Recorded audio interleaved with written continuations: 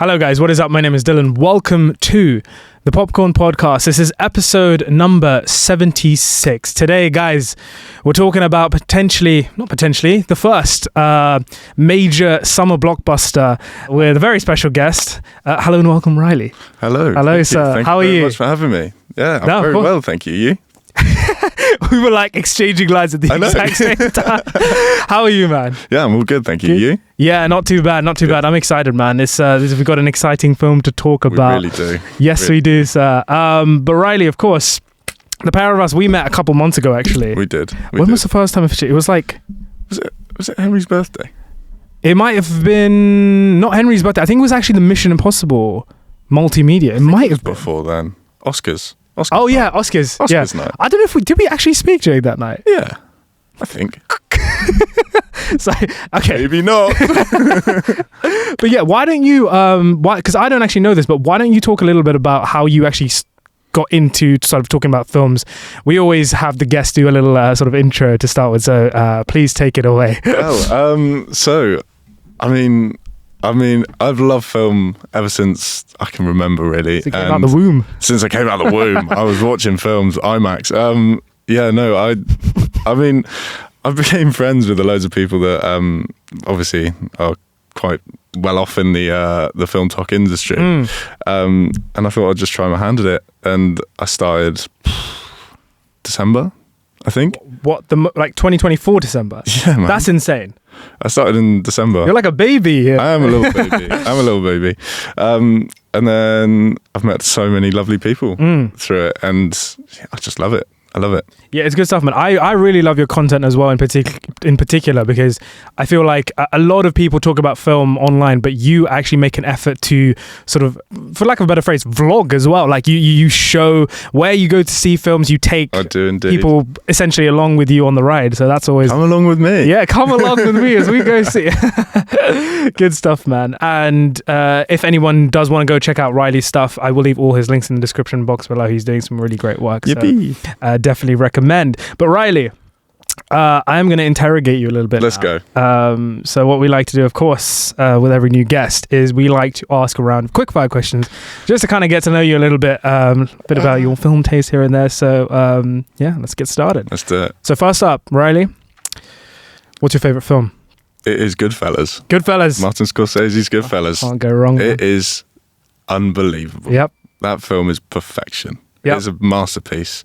I've watched it countless times. The first time I watched it, I was 12.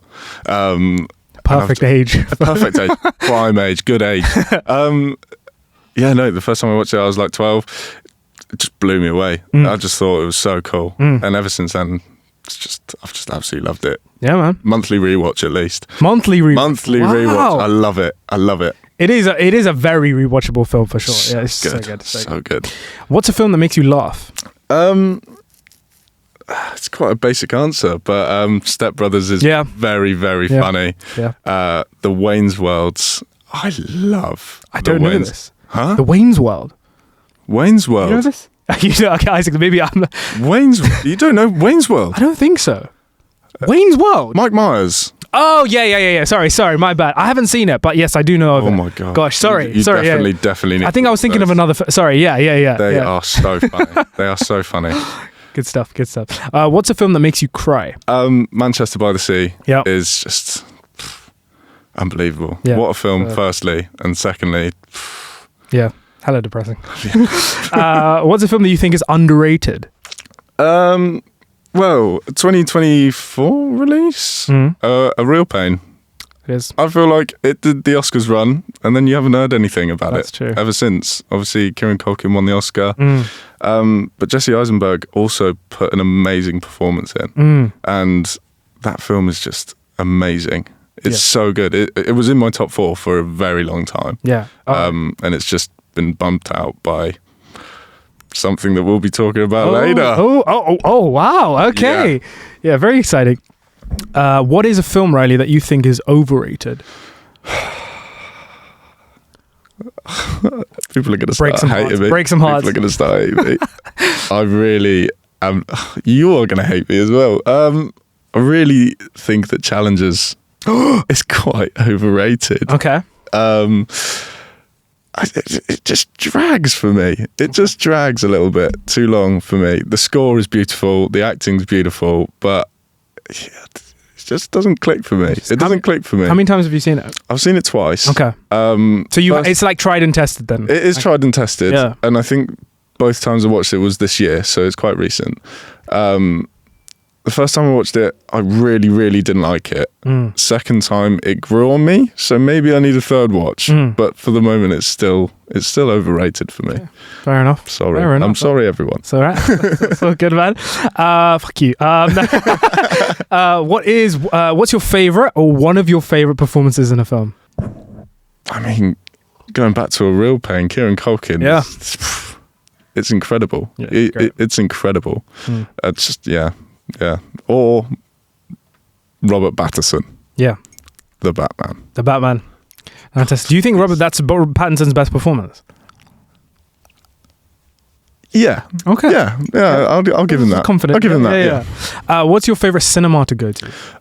My favourites. I've got two favourite cinemas. The BFI South Bank. Yep. Is absolutely beautiful. Are you saying the BFI or the BFI IMAX? The South Bank. The South Bank section. Cool. I do love the IMAX. Don't get me wrong. The IMAX is amazing as well, but the South Bank just has such a vibe to it. NFT. I really like NFT 1. Oh God, what a cinema. And the other one is Curzon in Mayfair. I love that cinema too. Yeah. The main screen in there is beautiful. And even the secondary screen's so nice. Yeah. You know, I've never been to a Curzon. I've never seen I was always more of an everyman person because we used to work there. Fair. But meaning to, I would definitely so good pick there. a film to do that. What's a bad film that you love? There's a couple. I really like The Internship a lot. Like, it's a 5-star for me. I find it absolutely hilarious, but I know that some people find it so grating, which I completely get, but that's Owen Wilson is just, I find him the funniest person ever. I think it's the Owen Wilson Vince Vaughn pair that does it. Like Wedding Crashers. The two of them, they need to come back for something else. Like, I really don't like Wedding Crashers. What? I really don't like Wedding Crashers. I was gonna get this. I'm sorry. I think I fucking love that film so much. What is your biggest film ick or red flag? Right. This is one that I've had for quite a while, but it's when, like, on screen you see someone using a phone. Okay. It's very niche. As in, it's very niche, but to like message people. To message people, and it's just off. Like, it's never, like, they've never used a real iPhone to message someone because they've got the glare wouldn't work. But they've got to like overlay it, and it really throws me out. I don't know why. Like, have you seen Drop recently? Yeah. No, I haven't seen Drop. No. Oh, okay. So the whole premise of that is that someone's texting her, and it's just like. So it's like acting with a phone. Does that make sense? Really, it's like because you've got the prop in your hand, you're like putting it on or something. It's whereas like no one actually messages anyone like that. No, exactly. Gotcha. And then sometimes they're texting and it doesn't line up with what their text is. Yeah. Really just to build. Yeah, just to build on that, I really don't like when a film uses like the text bubbles that come up. I think it's so lazy. I think it's really lazy. Not a fan. What is your biggest film green flag? If it's shot for IMAX, nice. It's beautiful. Yeah, well, it should be a good film. Yeah, I mean, should be. Yeah. Should be. Yeah, unless you're Megalopolis. Sorry, sir. Megalopolis. What is your favorite film score? Dune 1 and 2. Nice. Hans Zimmer. Yep. Beautiful. Fantastic. Absolutely beautiful. Horror or comedy? I debated this for a while. This is a very tough one. This is the toughest out of all of the I think it is just horror. Just about. Sci-fi or fantasy? Sci-fi. Blockbuster or indie? Indie. Wow. Yeah. With your IMAX answer, I was thinking you were going to go Blockbuster, but there you go. Sometimes they bring out some heat. Yeah. What's a film you wish that you watched in the cinema? Pulp Fiction, opening night, Chinese theatre. Yeah. Imagine that. Yeah. Like the groovy. Yeah. Transport me back. Who's a director whose work you want to watch more of? On the back of Pulp Fiction, Tarantino. I haven't seen... So I've seen the main probably 5, 6, if we're talking part 1 and 2 of Kill Bill. I haven't seen Jackie Brown. I haven't seen Yeah, a few of his others. But I would also like to rewatch Pulp Fiction a lot more, rewatch Inglourious a lot more. Yeah. What's your favorite Tarantino? This is not a quickfire, but I'm going to ask you. Pulp Fiction. Pulp Fiction's got to do it. But Inglourious Basterds. Inglourious is mine. So close. So close. It's great. You've seen Django? Django's beautiful. Hateful Eight? I hate. You hate Hateful Eight. Wow. Okay. I hate. It's the second person who said this. Yeah. Yeah, because I was listening to James's podcast. Yeah. Literally yesterday. George, sorry. Yeah. George. We always. George's podcast yesterday, and his answers are very similar to mine. But he hates Hateful Eight as much as I hate. He's not a bad. Yeah. Riley, if you were stuck on a desert island, what 4 films would you take with you? I would take Dune Part 1. Nice. Dune Part 2. Yeah. Just so that I've got some time. Yep. And I can chill. Although I do think it might make my mouth a bit dry. Yeah. Dude. And it might put me out a bit. And then I thought, I need something tactical. Have you ever watched the documentary called Free Solo? No, but I've been meaning to for so long. I know it's like the documentary. Yeah. Yeah. That is an absolutely amazing documentary. Alex Honnold, what a man. Human survival story as well. Yeah, handy on it. It's crazy. And then the last one, I need something funny. So I'd probably bring Wayne's World 1. I love that. What's that film? No, I'm just kidding. Yeah, come on, man. Finally, Riley, what is your most anticipated film for the rest of 2025? It is Bugonia. Nice. Yorgos Lanthimos. Yes. I'm just so excited. The little teaser. Did you watch it the other day? It came out. Yes. Yeah, yes. It looks really good. It looks really good. So I hope it follows through. Yeah. What did you think of Kinds of Kindness, very quickly? Awful. Okay. Not a fan. Absolute drivel. Yeah. It was not good. It was not good. Well, on that note, that was Riley's Quickfire Questions. How was that? Ooh, yeah, really good fun. Yeah, good fun. You passed the first test. Yeah, thank God. Yeah. Riley. Hello. We're, of course, gathered here today, not to be married, but to be married, I guess, to the art of summer blockbusters, the first of which is F1, the movie. Where to begin with this one? I think we'll start with potentially F1 in general, aside from it now being a film. Yeah. The world of F1 motorsports, is that a world that you are familiar with, or every Sunday? Okay, so here we go. We have a fan. I didn't know. So I love F1. Yeah. I've watched it ever since I was a kid. Really, my granddad brought me up on it. Jenson Button, everyone. I love it. Yeah. Love it. I wish I could sit here and say I'm more of a Formula One fan. Formula One for me has always been around in my family. Are like crazy about Formula One. Same as you. Every Sunday, every Grand Prix. Like my dad is a huge Formula One fan. Grew up on Michael Schumacher. Just as a sport, I think my main sport is obviously tennis, but I would really try and want to allow for more time to be spent on F1, because I think it is currently, I mean, it seems to be one of the most, I won't say popular sports, but most in trend. So many people are getting into it. Of course, a big reason for that is the Drive to Survive series. It's a very good series. Yeah. And now, of course, on the edge of Silverstone, we have F1, the movie, directed by, of course, Joseph Kosinski. So I think suffice to say you were excited to get into this. I've been waiting for this film ever since I saw it being filmed on the TV while watching Silverstone last year or the year before. I can't remember when it was, but I really did think when they were doing all the filming on the tracks and at the races, I really thought it was going to like spoil this, like the film, because you could watch it. Like they were filming it on the grid. Yeah. They were in the lineups. It was weird, but God did it deliver. Exactly, yeah. And Joseph Kosinski, I will say, the director, I've always been such a big fan of him since Tron Legacy, Oblivion, Only the Brave, Top Gun Maverick, which I think is what a film. One of the greatest blockbusters ever made, I think. And going into to F1, of course, there's no way I couldn't be excited to see what Joseph Kosinski does next. High octane action, in the world of Formula One. Basically, what I wanted / expected was Top Gun Maverick, but in the Formula One world. Cars. More or less, yeah. And I think for the most part, that is what we got. And yeah, fantastic. So I'm going to do a little plot synopsis right now, just to kind of get things going. Yeah, do it. So guys, just a disclaimer, we are going to be talking spoilers for F1 the movie. So if you haven't seen it, go and check it out firstly. I think it's a must watch. We both say. It's a masterpiece. Yeah. Oh wow. There we go. You heard it. Go watch it. Yeah, go watch it. Go watch it. I could watch it as well. F1 the movie follows racing legend Sonny Hayes, who's pulled out of retirement to help save a struggling Formula One team. Tasked with mentoring a hot-headed rookie, Joshua Pierce, Sonny must confront his past and push both himself and the young driver to their limits. With rival teams closing in and time running out, it's a high-stakes journey of redemption, rivalry, and one final shot at glory, set against the adrenaline-fueled world of Formula One. The film is directed, of course, by Joseph Kosinski, stars Brad Pitt, Kerry Condon, Damson Idris, and Javier Bardem, amongst others. Right. You just said this film, Riley, is a masterpiece. It's one of your new favourites. Talk to me. It is in, let's firstly say, it's in my Letterboxd top 4. I walked out of the cinema and moved it there. How many films could you say you've done that to?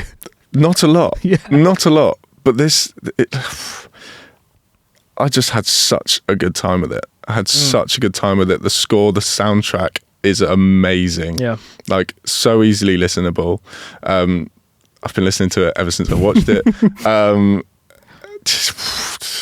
Lost for words. Honestly, I still haven't reviewed it myself. Like, I still haven't talked about it myself. Yeah. Let alone, like, this could be like a therapy session for you. Yeah, it is. You're gonna have to tweeze it out of me. I don't know. Yeah. Oh, it's just a crazy, crazy good film. Let's start with this. What do you think, if you were selling this film to someone, if you were saying to someone, you have to see this film, what is the most impressive or the best aspect of this film, which you would say, go to the cinema just for this? I mean, Brad Pitt gives an amazing performance. Yeah. And Brad Pitt pulls a lot of people in, let's be honest. But the action sequences in the car, the POVs and the sidecar view, everything. Yeah. It was just crazy good stuff. Yeah, I don't actually think it's a stretch to say this is this film has the best racing sequences ever put to film, like without a shadow of a doubt.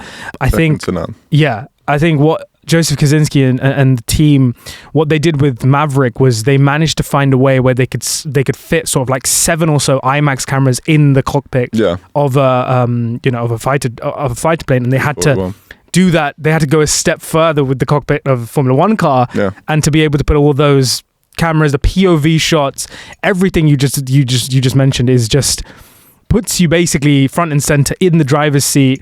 Wide angles, pans, pivots, it's all in here.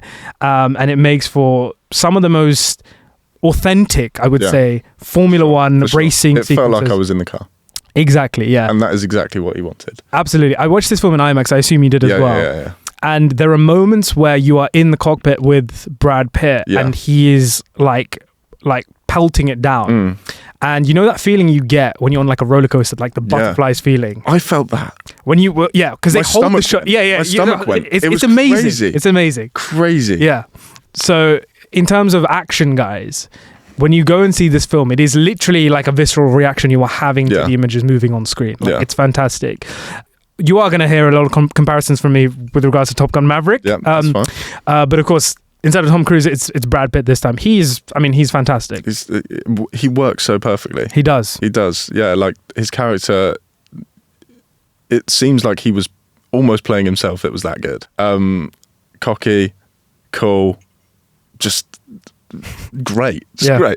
I've just got so many positive words for this film. Yeah, I think it's really interesting because obviously the two kind of main characters in this is Sonny Hayes, played by Brad Pitt, and Joshua Pierce, played by Damson Idris, who's an actor that I had been hearing a lot about, and I had never seen him in anything. I haven't seen Snowfall. Him in anything else. Yeah. I still haven't seen Snowfall. Yeah, same. So this was my first time sort of seeing him on screen, and immediately you get you immediately understand why people are so drawn to him. I love him. He's such a charismatic, and he leaves a big impression. Yeah, sure. Big time. Yeah, and I think what was actually interesting about the story here is yes, again, like Maverick, it's that kind of generational sort of interplay. Here, it's a bit more, they delve a bit more into the competitiveness between the two generations. Yeah. But I also think it was almost kind of reflective of how Formula One as a sport in general has kind of transformed, because beforehand, correct me if I'm wrong, I got the impression that Formula One was only kind of experienced and watched by, more kind of middle-aged people. Gentlemen. Yeah, well, there you go. And now it seems to be everyone. Sport. Yeah, It's kids. bringing everyone in. Exactly. And it's beautiful. Exactly. I love it. Yeah, and I think what the film does very well is kind of mirror that real life sort of comparison. I'd say. Hans Zimmer's score you mentioned. It's good. It's so good. That the scene where they're in Austria and they're going around the really tight corners and it's playing like the 8-bit sort of music. Yeah. Brilliant.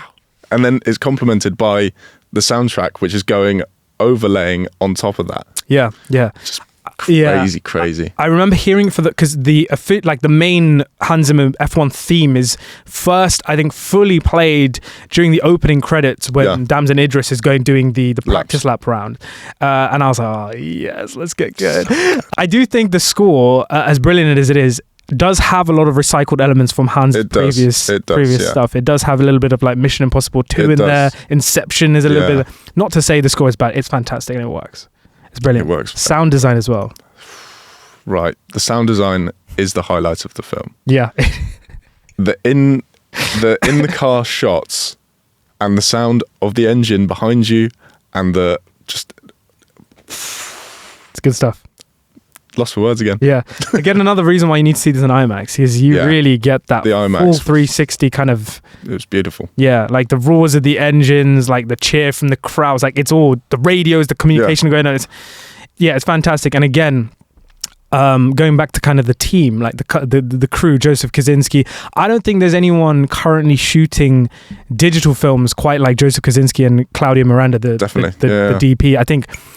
it kind of makes sense because if you look at his previous filmography, like Tron Legacy and like Oblivion, like these super kind of sleek and very futuristic looking, clean cut films, and it makes sense because I know he had a history in kind of advertising and shooting commercials for like Sony and stuff like that. So it definitely carries over. And where I'd say like Maverick definitely has a more kind of old school cinematic look, this definitely has that more modern sensibility to it, like the sleekness. And it's a gorgeous film. You messaged me when I said to you, mate, I'm about to go see F1. You're like, mate, the way you described it's just gorgeous. It's gorgeous. Yeah, it is beautiful film. The colouring is on point. The greys and the blues, so good. Yeah.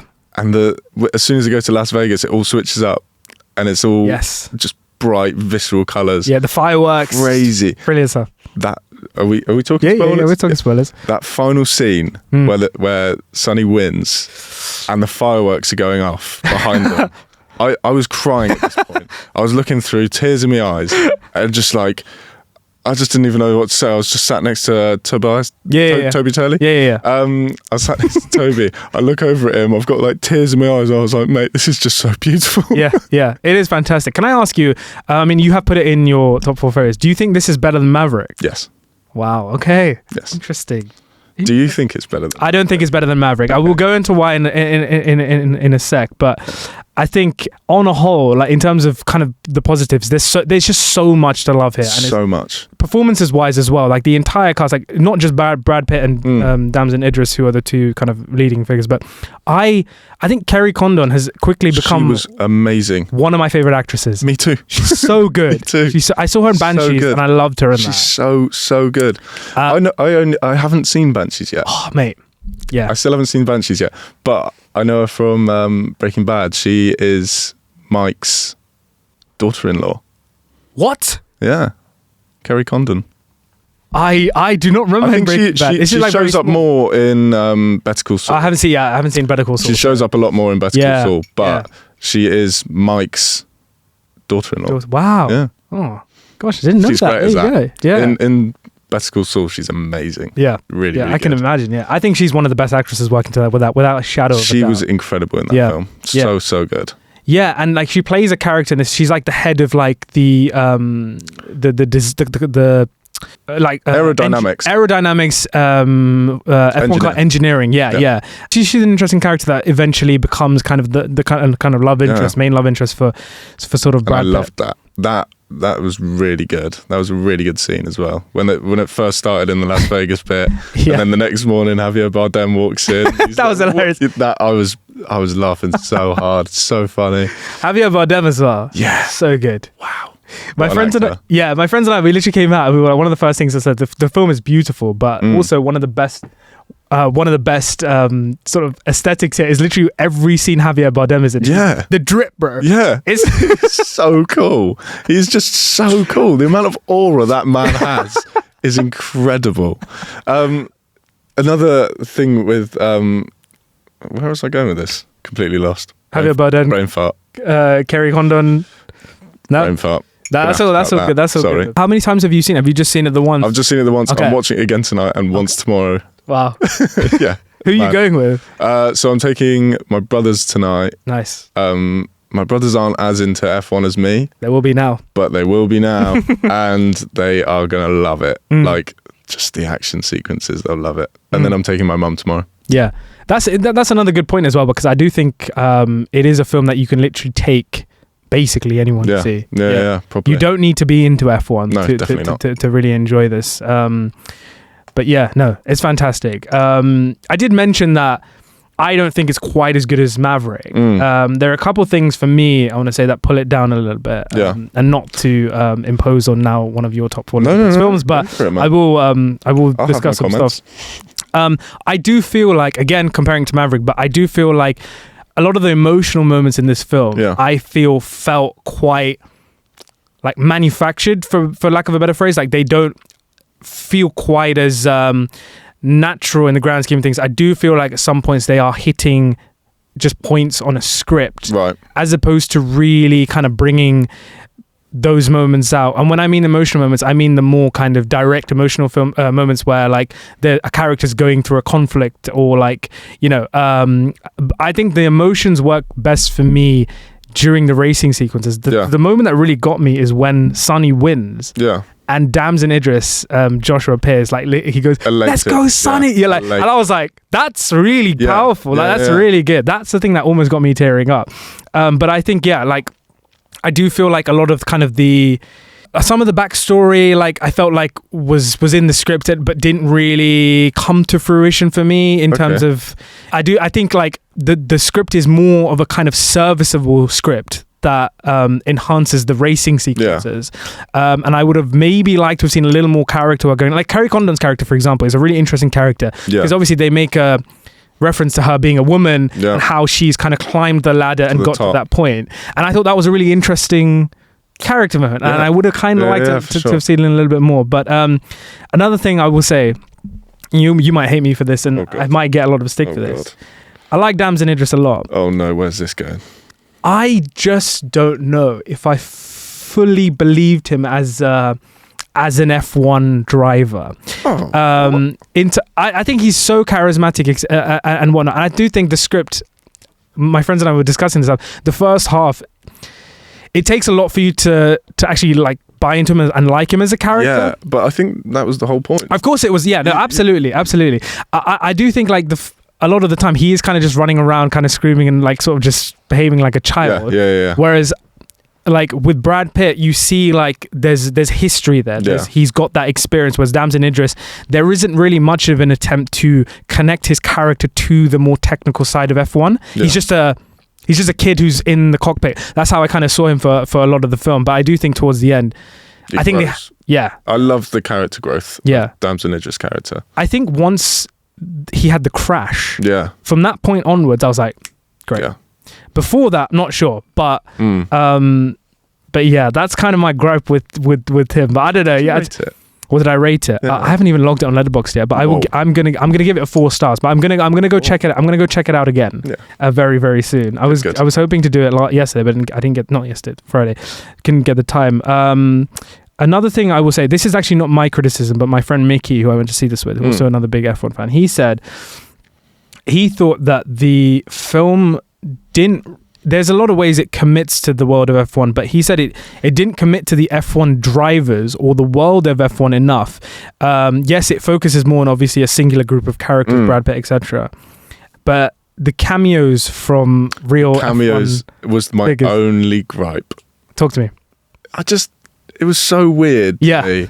It was just really weird. These non-actors, very much sportsmen, and they just felt like they shouldn't be there. Yeah. Although they should be there. Yeah, that's the thing. Obviously. Yeah. But if they had more of a conversation, like the bit that was a bit weird to me was when the Apex GP manager was sat down with Toto. Yeah. Was it Toto and during the panel, like Fred? That was a bit weird to me. It threw me out. People started laughing at this sort of. Yeah, it threw me out a little bit. Some people started laughing because I think it was meant to be funny. Yeah, but they're not actors. Yeah, they're not actors. They are not actors. Yeah, Mickey said he would have liked to have seen them commit to the drivers a bit more. So the cameos from like real F1 kind of figures, like you just mentioned, may feel sort of more like fan service than actual meaningful additions to the film. Yeah. And like you said, they briefly for a moment take you out of the film a little bit. I've just realised I said Toto. It was Zach Brown. Yes, Zach Brown. Yeah.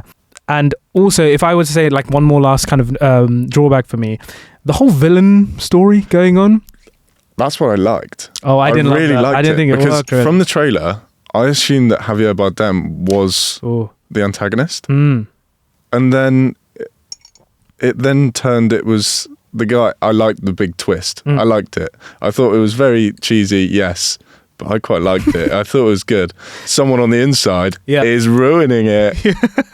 Who is it? I genuinely didn't know. Like, I couldn't have told you who it would. Yeah, I didn't expect it. I didn't expect it to be him. Definitely not. Yeah, I think I was really immersed in the film. For me, I don't think I even asked the question of like who was it, because I was so like bought into the races, etc. Because I instantly thought it was either Damson or the manager guy, and then it wasn't. It's this other clown on the board. Yeah, crazy, really good. Yeah, I didn't like his character though. You didn't. I didn't like. Nah. I didn't like the way he played it. Yeah, this is the thing. Like, I thought he was a bit weird. Yeah, that was my only other gripe. He seemed very like cartoonish for a film that was really trying to emulate the realism of F1. Yeah, you know what I mean? Yeah. Like, it kind of sticks out a bit. It was properly. Like he was way too goofy for a very serious movie. Exactly. I would agree. I would definitely agree with that. Yeah, but yeah, all in all, though, I loved it. I absolutely loved it. Yeah. I think, again, like, guys, please do go and check this film out in the cinema. It is, honestly. I think, in terms of, I don't see any other summer blockbuster. I know we got some really exciting ones coming up on the way, in, you know, Marvel and DC. But in terms of pure action, visceral, cinematic sort of magic that you go to see a summer blockbuster for, I don't think there's any that's going to quite top F1. No. And it doesn't slow down. That film is so fast paced. Yeah. Genuinely. Like, from the start, you know, when they're in the Sonny's in the dry cleaners, or yes, I thought it was going to really slow down. It would have been like his growth back to F1. No, the next scene is him in the F1 car ripping it around a track. Yeah, brilliant. So good. It is really good. Yeah, so good. It's an almost 3 hour long film. It's like 2 hours and 40 minutes. Yeah, and it flies like this. Flies. Like, I genuinely thought it was like an hour and a half. I left thinking I wanted more. Yeah, because you know they skip past a couple of the races. They just show like Tokyo. There was no Singapore. There was no Singapore race either. Yeah. God damn it. But, yeah. Did get Silverstone though. Yeah, we did. Had to. Yeah. Well, there you go, guys. That is our review of F1 the movie. If you have seen the film, do let us know what you thought of it down below in the comments section. Hope you enjoyed that chat. Hope you enjoyed. I really did. Yeah, that was amazing. Fantastic. Now we can go look forward to seeing your review on TikTok as well. If I can find the words. Now, of course, guys, Riley and I are going to play some games. I've got 2 games for you. Yeah. Let's go. The first of which is somewhat kind of related to the world of racing and F1. Not really F1, but I want to know, Riley. I'm going to time you. Oh, God. What? Okay, so how many films to do with cars or racing can you name in 1 minute? Okay, first that comes to my mind. They don't have to be necessarily racing films. Anything to do with cars, racing, motorsports, anything of the sorts. And I'm going to time you a minute. Okay. Let's see how many you can do. So Okay. 3, 2, 1, go. Mad Max Fury Road, Furiosa, Doom, Yeah. Fast and Furious 1, Fast and Furious 2, Fast and Furious 3, 4, 5, 6, 7, 8. What are we on now? 9? 9, 10. We're on 10. X, yeah. Hobbs and Shaw. All of those 10. Cars 1, Cars 2, Cars 3. Yep. F1. Yep.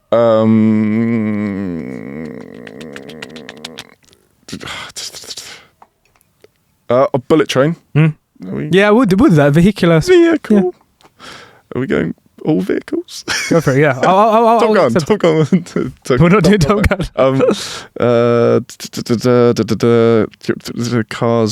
Cars.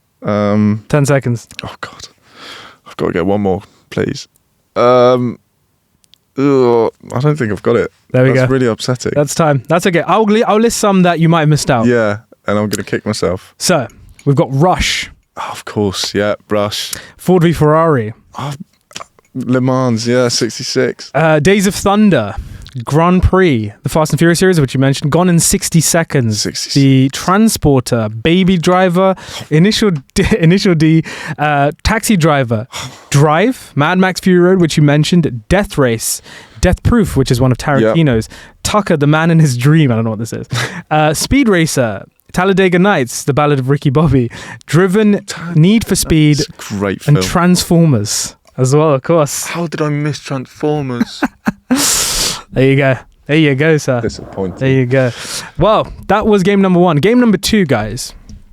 Riley, I don't know if you saw. I think you did, because I think you reposted it on your story. But if you saw, Mr. Matt Reeves has recently completed his script for the Batman 2. Good lad. It's about in time. Good lad. I hope everything was okay with him. Yeah. Because there was rumours that he was possibly ill. I hope everything's okay. Yeah.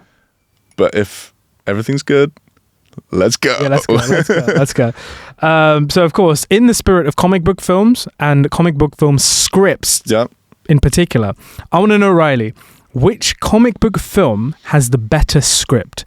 So I'm going to give you some options, and you're just going to pick one. What Okay. you think? So feel free to take your time with this. Okay. We've got a couple of films. And we're going to figure out what has the best comic book film script. Remember, that's the key. Script. And it's Winner Stays On. Winner stays on. Winner Stays On. So first up, we got the Batman or Logan. See, the Batman's going to stay on for quite a while now. Okay. The Batman. The Batman or Iron Man. The Batman. The Batman or Spider-Man 2. The Batman. The Batman or Spider-Man Across the Spider-Verse. See, very good film. But the Batman. The Batman or Spider-Man Into the Spider-Verse. It's the same as last one. Very good film, but the Batman. The Batman or Captain America the Winter Soldier. I love Captain America the Winter Soldier, but the Batman. The Batman or Captain America Civil War.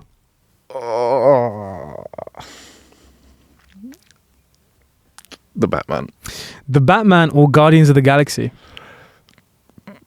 The Batman. The Batman or Deadpool. The Batman. The Batman or Kick-Ass. The Batman. The Batman or Kingsman the Secret Service. The Batman. The Batman or X-Men First Class. The Batman. The Batman or X-Men Days of Future Past. The Batman. The Batman or Watchmen. The Batman. The Batman or V for Vendetta. The Batman. The Batman or Doctor Strange. I love Doctor Strange a lot more than other people, but the Batman. The Batman or Constantine. The Batman. The Batman or Man of Steel.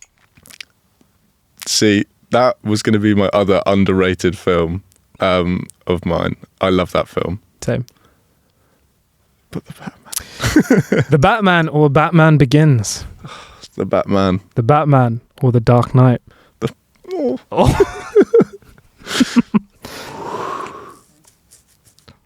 Batman. Better script, yeah? The Batman.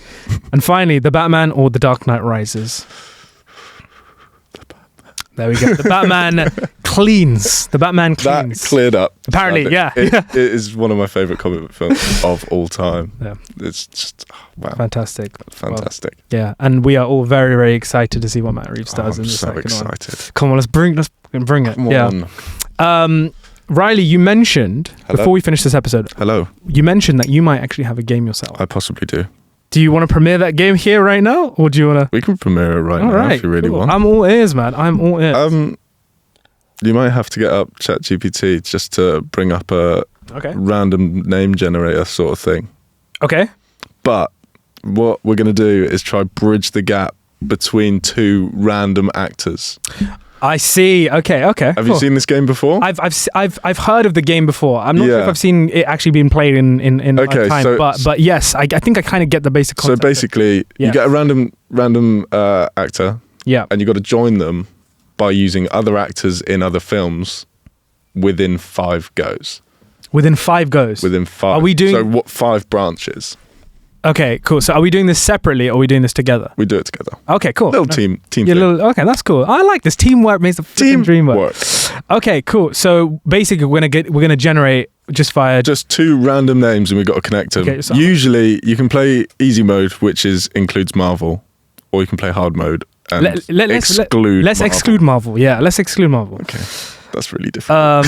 2 random. I'm just typing 2 random. Just 2 random actors. And we just got to try connect them. Okay, let's see Beautiful. what ChatGPT comes up. Okay, the 2 random actors are Oscar Isaac and Florence Pugh. I think this is so easy. Okay. How we got to connect them through other actors? Yes, that they've been in films with. Oh, I see. So you can't connect them through films. Okay. No. Understood. No, just actors that they've been in a film with. Gotcha. Is in a film with. Gotcha. With me? I'm with you. Okay. Right. So Oscar Isaac to Florence Pugh. This is fun. Okay. And without Marvel, this is impossible. Yeah. Let's see. Well, maybe it is trickier than I thought it was. Yes, it is a lot trickier.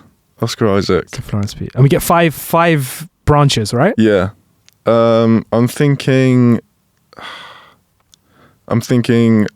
Oscar Isaac and Ex Machina. Yeah.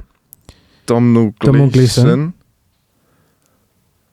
Domhnall Gleeson seems like he should be in something near to Florence Pugh. So yeah, that's a good start. So we'll go to Domhnall Gleeson. So Domhnall Gleeson is in About Time. There's Margot Robbie in About Time. There's Bill Nye. There's also Rachel McAdams. None of those are in Florence Pugh movies. Domhnall Gleeson is also in Star Wars, but we don't want to do big franchises. Yeah, we'll try stray away from big franchises because it makes it quite easy. That's actually facts. Domhnall Gleeson and Oscar Isaac have both been in Star Wars. Yeah, they were literally and Ex Machina. Right. Okay, so Domhnall Gleeson. I feel like Domhnall Gleeson is the way Harry in. Harry Potter. Yes, I like that. Deathly Hallows Part. Let's do 2 because there's more in there. 2, yeah. Okay, so who's Domhnall Gleeson starred alongside? Oh. This is actually kind of tricky. I feel like we should get to Andrew Garfield. Yeah. The way in is Andrew Garfield. Yeah. On the other side. So then sometimes you can branch it from both sides and just hope you meet in the middle somewhere. Let's do it this way. Let's do it the one way though. My mind's going blank. See? Domhnall Gleeson. It's a lot of thinking. Yeah. Oh my gosh. It's because you don't want to make blank guesses. No, I know. Hope that they'll. You really got to think ahead. Let's go with someone big in Harry Potter. Should we do? I don't want to do Ralph Fiennes because Ralph Fiennes could be. Should we go for it? He could be good, right? Yeah, let's go for Ralph Fiennes. Okay. Why not? What's that? 3? That's 3. 3. Okay, cool. Ralph Fiennes. 2 more. Oh. Ralph Fiennes. Right. Think recent. Conclave. Or even more recent. 28 years. 20 years. Aaron Taylor. No. Anything near? No. Okay. I don't see it. Okay. Oh gosh, yeah. Right. Oh gosh. We're really bad at this. This is really difficult. People are going to be screaming. I know. I could have done that in 3. Oh my god. This is very difficult. It is. This is a really hard one. You would think Oscar Isaac and Florence Pugh is like Quite close. but They're really not. Oh, I got it. Have you? Got it. Oh, Grand Budapest. That's Grand always Budapest. good. So Saoirse Ronan. Yes. Grand Budapest. Nice. Saoirse Ronan, Well Florence done. Pugh and Little Women. Very good. There we go. Should we do another Well one? done. Yeah, let's do another one. Let's do good fun. Let's good fun. But were you saying any of the answers, or you're like, oh, Yeah, did you have any He's definitely not. Okay. 2 random actors. This is really fun, yeah. I do enjoy it. Oh God. We've got Pedro Pascal Yeah. and Jodie Comer. Haven't lot. Oh God. Gosh. Okay, let's start with Pedro. Oh my days. Oh gosh. Jodie Comer is the tricky one. Yeah. I think what we Do you want to cut and do another one? No. I think we got it. I think we can do it. I think Jodie Comer is really difficult because she's not in an awful amount. My guess is to think. I reckon we go from Jodie Comer to someone else. But I'm thinking like Jodie Comer was in The Last Duel, so that's got Adam Driver. Adam Driver is a good point. So try and get to Adam Driver. Adam Driver's good. Let's try and get to Pedro Pascal to Adam Driver. So Adam Driver. I mean, without Marvel, it's kind of Marriage Story. Yeah, Marriage Story is a good House one. of Gucci. Yes. Yeah. There's a lot of people in House of Gucci. Now I'm going blank. Yeah. Marriage Story. Lady Gaga. Yeah. What's his name? Bradley Cooper. Yeah. Does that help? Yeah, that's what I was thinking about. I'm trying to connect Pedro and Bradley. And then we've not got a lot of guesses left after that. Are you playing along as well? Mikey. He's been in so much. Yeah, and now I can't think of anything. Can't think of anything. Oh God. It is really difficult not thinking of like big franchises. Like, no, can't do. If Marvel. you exclude Marvel, and it's annoying. Because Marvel has everyone. Yeah. When I'm thinking of Pedro Pascal, I'm just thinking TV, but we can't do TV. No, he can't do TV. He was in that film with Nick Cage, wasn't he? Oh yeah, the Unbearable Weight of Massive Talent. That's it. I don't think we should go Nick Cage route because it will go dead end. I think. You reckon? Yeah. Okay. Right. Pedro Pascal. What else has he? He's been in that short film with what's his name? Where they're cowboys. Oh, with is it Oscar Isaac? No, Pedro Pascal. Pedro Pascal and who's he in? Oh, crikey, what's his name? Mine's gone blank right on the spot. Other films, what's he in? He's in not Terrifier, Sinister. Oh, Ethan Hawke. Yes, Ethan Hawke. Ethan Hawke. Thank God. Okay, Ethan Hawke. Ethan Hawke's even more niche. Is it hard? I think we got to try. Let's just give it a try. So Pedro Pascal. Let's think of the first actor who we could put Pedro Pascal with. Who's Pedro Pascal starred alongside? Should we do the Nick Cage route? Should we just have a crack at it? Right, let's do Nick Cage. Okay, so Nick Cage. Let's try it. Now we're trying to get from Nick Cage to Jodie Comer. This is so hard. Nick Cage.